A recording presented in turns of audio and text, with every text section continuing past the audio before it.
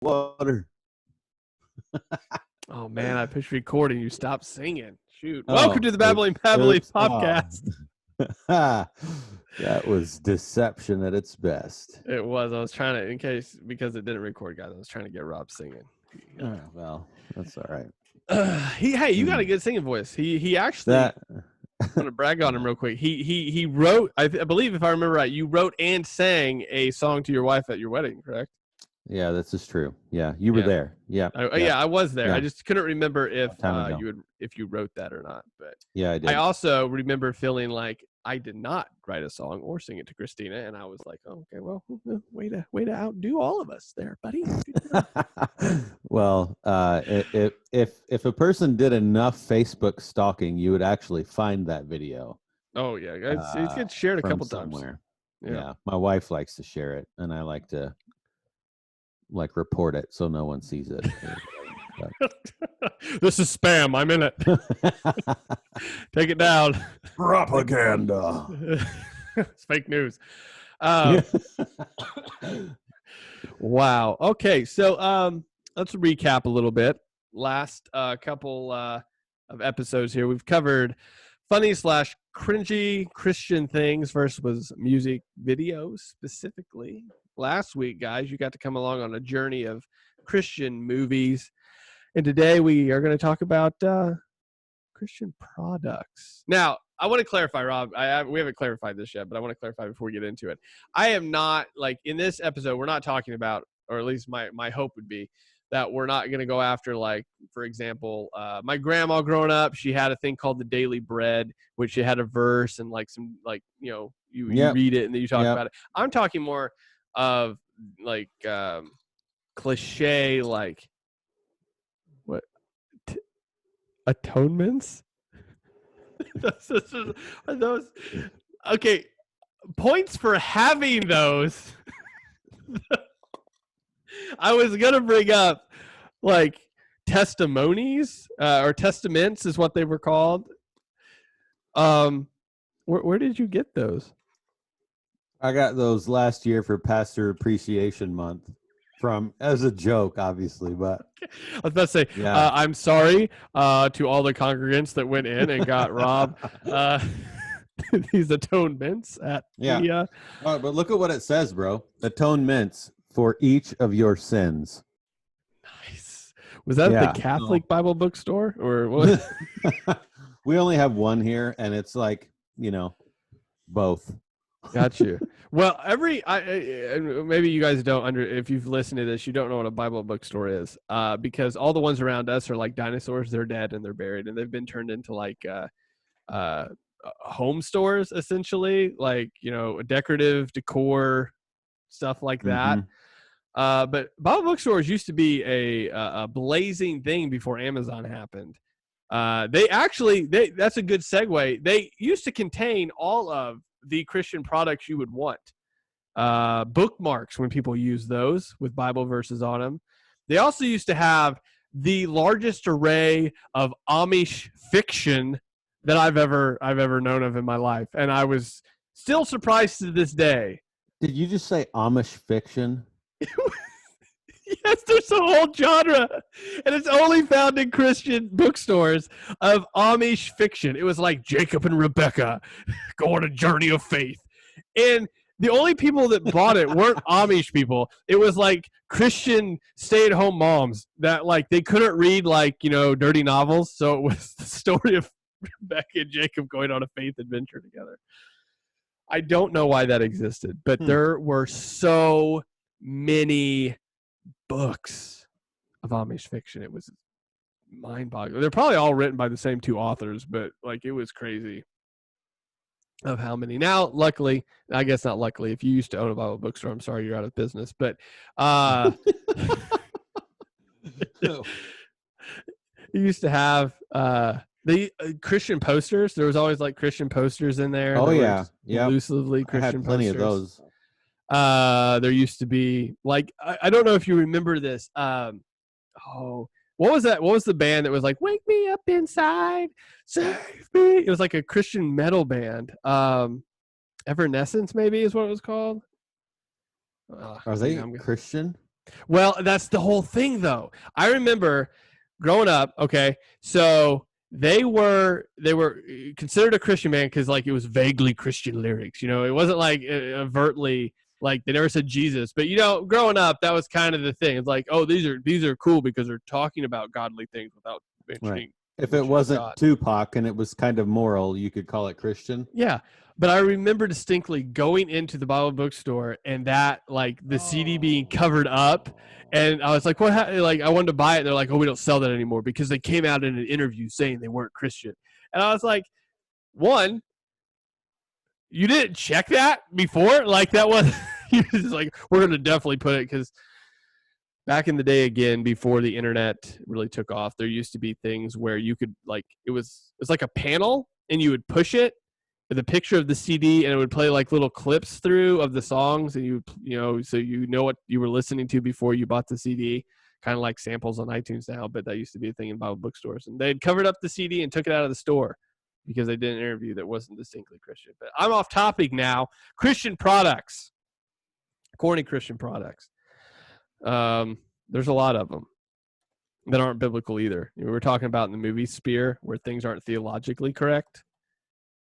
Yeah, Christian products. That What you is got? Evanescence. You're right. Evanescence, Anyway, yeah. sorry. There you yeah, go. yeah.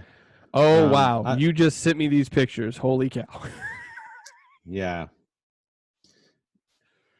Well, My favorite blasphemous one is the Jesus action okay, figure. I was about stuff. to ask where in the world that came from. Oh It's wow. True story, bro. Oh, what site is that, or did you just find them? Let's see. So let me describe. I don't know if my camera it might go berserko here. Hold on, let me see if. Oh, it's Jesus riding a motorcycle. Jesus playing soccer. Jesus doing lots of different stuff. Wow! Oh, he's a cowboy too. He's like a rodeo Jesus. Yeah. Yep. A bull rider. Bull rider, yeah. Playing soccer, riding a motorcycle. You know, all of these he has crown of thorns on. So like he hopped off the cross, did these things, and then got back on. Yeah, I'm not sure. Oh, I love the second one. A praise workout. Yeah. All right. Okay. I'm gonna Praise try to find. workout circuit training. Oh my goodness, we're finding the video for that. Okay, hold on. You know, don't film me now, YouTube. Surely somebody has that. Oh my good. Okay, I didn't find it, but there's literally a gospel aerobics low impact workout. And get this, it was dropped 9 months ago. This isn't old. This is right now is what this is. There are Christian workout songs. Oh, this is a whole nother bunny trail. Okay, yeah, I can't even. There's actually a whole video about worship dance workout. Just, I guess that's to get your pregame on before you go Sunday morning, so you're not like. Yeah, I guess. Somebody's Maybe not it out gets doing all it. the maybe it gets all the worship out so that you're able to like not even really sway, so you don't get in trouble. Well, not only well, I assume if you're going to a church where you really need to like make sure you're physically fit to worship. Limber. Yeah, you're all limbered up. Like you don't want to be halfway through. Our God is an awesome God and pull a hammy. Like that's gonna really interrupt your entire flow of worship. Also, here I am to worship. That shows you how up I am on Christian worship songs. That was a while ago. I could not think of a current one in my head that would come to me right away. Waymaker. You don't want to get halfway through Waymaker and then, just in the climax of the song drop because your knee went out and you didn't bring Right. your Yeah, praise. absolutely not. That would be a distraction from worship. That's probably what Paul was talking about when he said when he was describing worship and how it should be, it shouldn't be crazy. And I mean, you need to be prepped. You need to be prepped. Yeah. Stretch, prep. Also, I also love the what are these are chocolate and vanilla crucifix candies. Yeah. That's cool. See, I mean, it seems like I don't know. What makes the things okay? the things hold on. people make money on, right? This reminds me of Easter every year. Chocolate crosses for Easter every year. I mean, the cross is a good thing to remember. Chocolate tastes good. I mean, I can see how they got there, but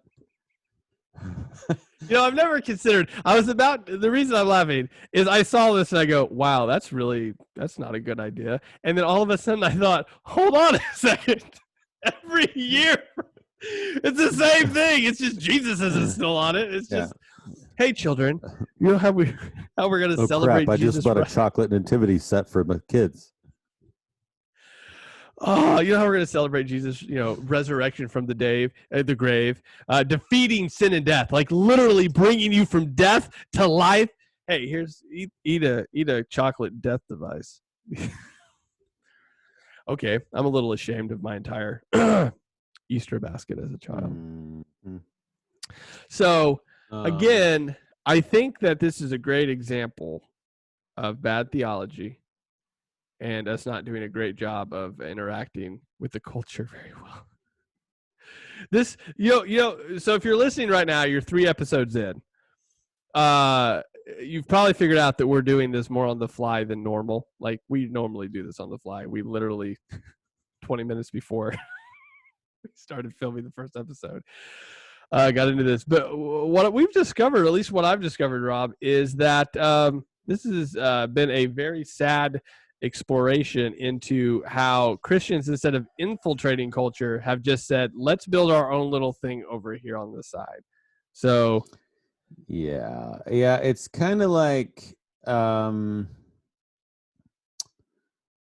it's like we just know already that all of the people in the church are going to leave the church and like smoke weed and have premarital sex and do whatever they want. And so we're like, no, we can do those cool things too. No, stop. Look, we got Carmen. Look, Carmen. Come on, man.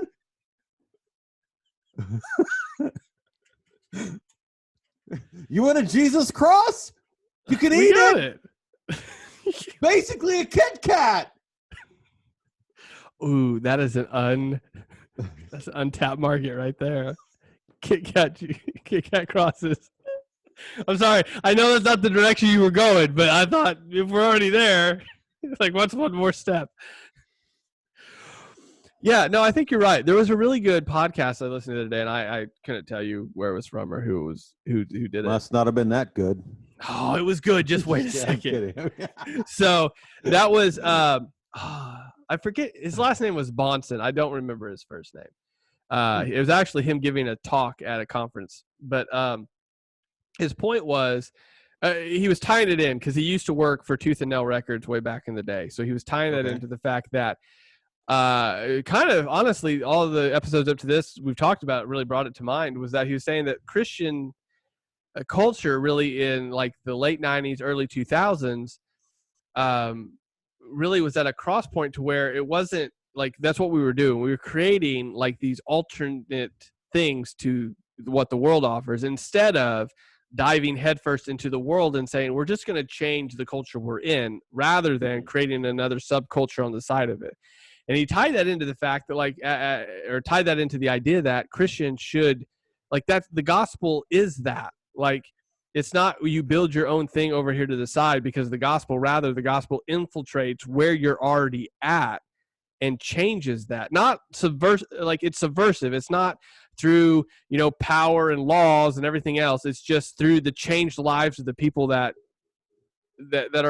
interact with Jesus. Like, it's, you don't say, hey, I'm going to change this thing because this is what I believe. Rather, like, you infiltrate the culture, and because you're being changed now, the way you don't create, like, for example, a Christian hardware store. You just create a hardware store and you operate under Christian ethics. And now guess what?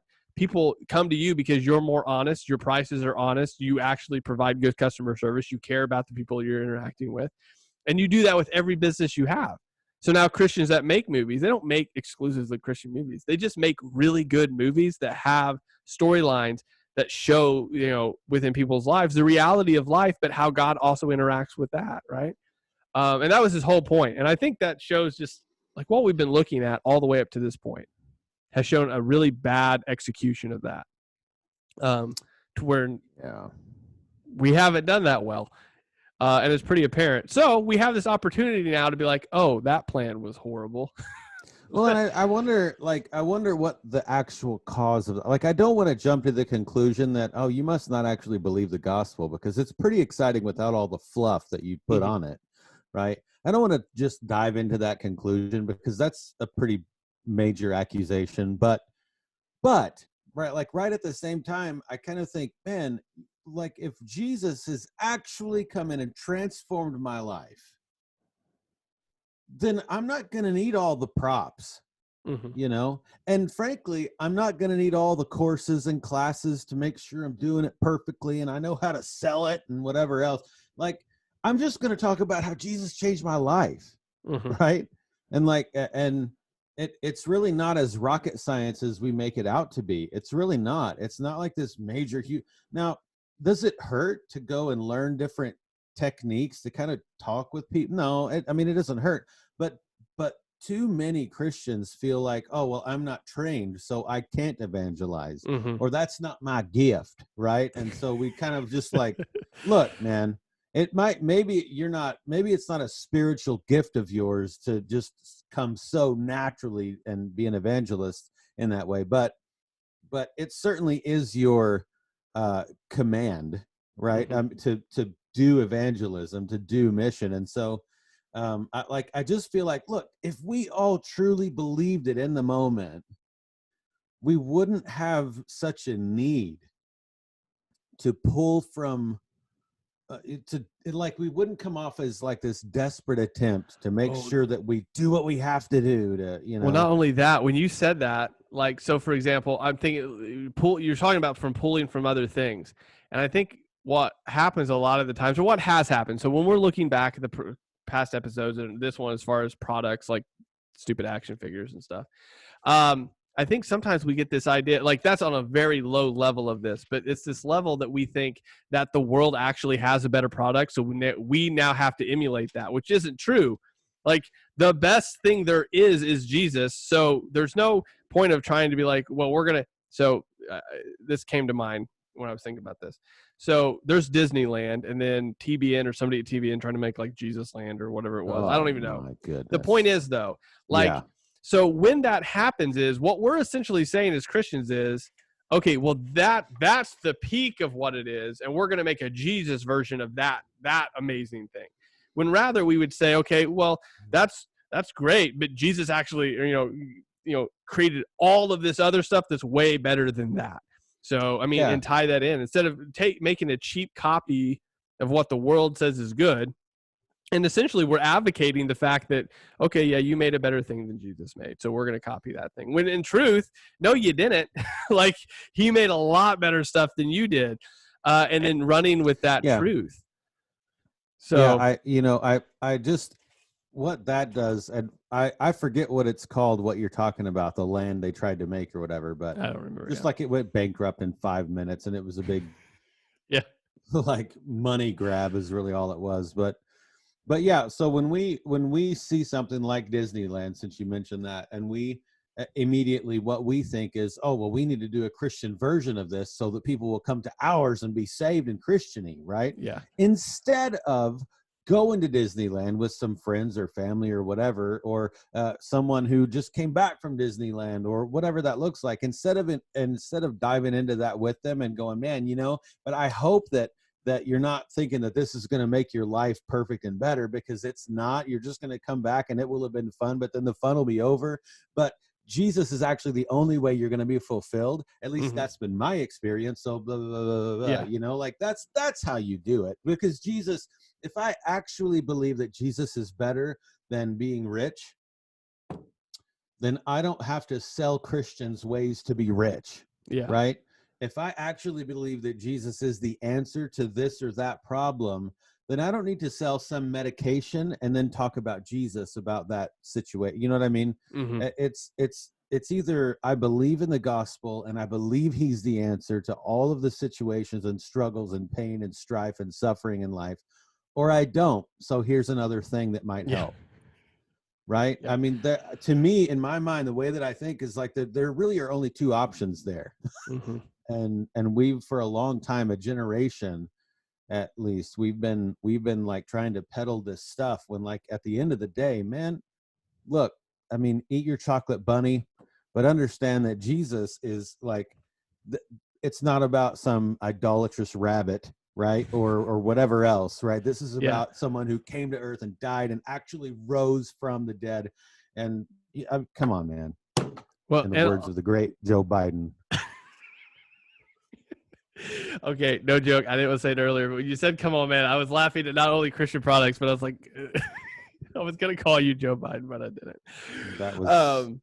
At this point, I don't know. Hey, we're 3 weeks into November. You guys know who's president. So maybe. But the idea... Hopefully. Oh, by 3 weeks in, hopefully. I don't know. Okay, off that subject. But back... So the idea, I think, that we found... and honestly, if we're talking about Christian products, I know we're talking about like atonements, testimonies, Jesus action figures, stupid, corny crap. I think that really long term. So the people that I know that have left the church, for example, like deconstructed, don't attend anymore, would not at all consider themselves Christians. I think they wouldn't say that those things are. They would never say those things are what like led them away. But whenever you talk to them, those are the things that come up. That they're like, hey, look at that stupid Christian stuff. And I think part of it, even though it's not going to be the main cause by any far stretch, it does speak to the world of like you said, we said a couple episodes ago, you're going to talk about what you love the most. So if we're building, it was called Heritage USA, by the way, I looked it up. If we're building Heritage USA, or if we're like building all of these generic, stupid knockoff products, what it really shows is like we're speaking with our money. So like, okay, so all these Christians back in whatever year it was, I didn't look that up, like donated to Heritage USA to make like a Christian version. Like if there was enough money there to go to build that park, how much more of a witness would that have been if, let's say, all of those Christians were motivated to donate that money to an orphanage or to support, widows and orphans, to help them, right? To develop, I don't know, give them small business loans, to provide them food, to provide them education. Like Heritage USA, I mean, I'm sure we could pull it up real quick. I don't know how much it costs, but I'm going to go easily probably within millions. Here we go. Yeah, Heritage USA, is right. Nearly, well, that's 6 million visitors. I don't know how much it cost. But it was a lot. I'm sure it was millions. I watched a documentary about that at one point. Okay. That guy's still trying to sell stuff on TBN and stuff. Yeah, he looks different. Jim Baker is like he face off and took a different face on. But the idea is that like, so if we're donating millions, and that was back in like the 90s. I mean, millions of dollars then is different than millions of dollars now. It's a ton more money. What would it look like to do that? So I guess all of that to say, like, it's hurting our witness actually to do these Christian products, these Christian movies, these Christian action figures, these crucifix candies. Like, I mean, that's probably more on the Catholicism side of it, but like, why not just say, okay, this is what we're going to do as Christians. We're going to go into the marketplace and just do things really, really well. The greatest example that I have, for example, is that a couple we used to go to church with, they bought a hardware store, and that's kind of where my example came from earlier. But this hardware store was going into the ground. It's in this itty bitty small town. And the town itself is almost dead, but they bought it as kind of a side hustle business almost to have a little bit of investment when they retired. And that takes up a majority of their time now because the people before that had it were overcharging. Their customer service was pretty terrible. They weren't helping out. It's a farming business. They weren't really helping out the farmers at all. And these guys came in and here's the thing. It's not like they took business classes. It's not like they, went to a seminar about how to, grow a business. They went in there and said, this is the way that we see the Bible tell us to do things. This is what we're going to do. So they're honest with their prices. They're honest with their customer service. They'll flat out, people come to them specifically people would come and say, hey, find me the best price and let me see, all the research you found. And he said, after 6 months, people go, look, I trust you. I know you're going to find me the best price. Just buy it for me and get it here and I'll pay you whatever you want for it. Because they know that they're going to get them the best price and they're not going to overcharge them. And that doesn't seem like a distinctly Christian, like they're like, well, yeah, that's how your business should be ran. Well, like that's not how business is ran. It's always about profit. It's always about, getting the cheapest item and selling it for the most money. I worked in retail for 15 years. That's how that works, guys. The markup on the stuff you buy is ridiculous. Yeah, when you go to JCPenney's and it says for sale 40% off. No, it's actually not. It's probably never been sold for 40% up from that price. Yeah. Ever. Yeah. And that's the idea, is that they were just like, look, we're going to run this as Christians. So we're going to be really honest about it. So now, I mean, the people that come and shop with them are not distinctly Christian people. There's lots of, they just don't go to church, but they come to them because they know that they're Christian and they're going to give them the best value. And that opens up. I did this guy's daughter's wedding not too long ago, the guy that actually owns the business. And we sat and talked for 20 minutes about how many opportunities he's had to witness to people because of just how he runs his business. And it wasn't because he makes Christian, Christian plow parts for farmers that have a big cross on the side of them. It's because he runs his business fairly. That's the difference. Oh, no. That's the next thing. We're going to make Christian plow piles with crosses on the side of them. I'm going to be rich. Then I won't have to be a pastor anymore. What? We all know pastors make a lot of money. Come on. Look at all those, the Joel Osteens and the Stephen Furticks.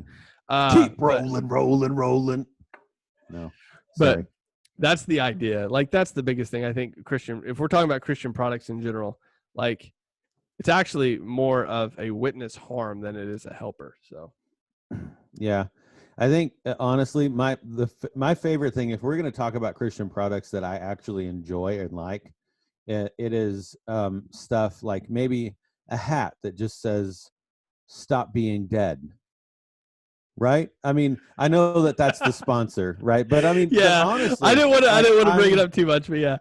But I'm glad that there are companies, not just that one, but there are companies who do that kind of stuff, that it's not so Christianese obvious that people just see you and go, oh, well, let's avoid, right?